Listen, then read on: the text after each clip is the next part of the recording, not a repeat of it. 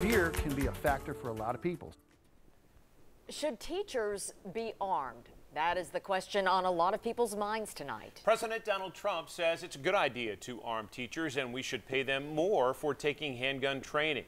But how much training makes someone proficient with a gun, prepared to protect themselves and others in the face of a threat? WBIR 10 News reporter Grant Robinson spoke to a gun range instructor who says anyone who carries a gun should practice so handling it becomes second nature.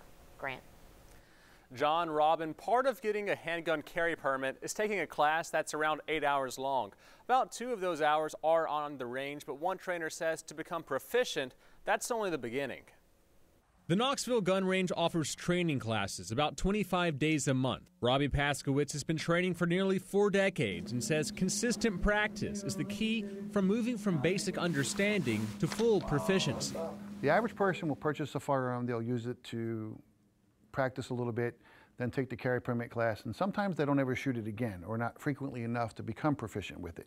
To put it in perspective, Blount County Sheriff recruits train 55 hours in the range, and that doesn't even count active shooting, traffic stops, and other special situations.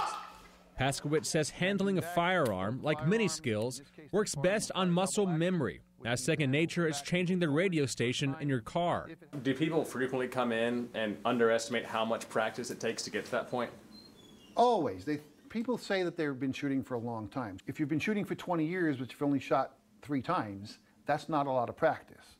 If you've been shooting for 3 years, but you shoot every week, that seems to be a lot of practice. And for us, we find that those people that are more consistent with their shooting schedule are a lot better and more proficient. But in active shooter situations, being a good shot is only part of the equation. Once adrenaline kicks in and fear kicks in, it's very difficult to know what you're going to do until you're put into that moment. Paskowitz says in those situations, experience and situational training are even more important. And every gun owner takes a different amount of practice to get to that level. Now, there are already 4 states where teachers can carry concealed weapons, but with additional training.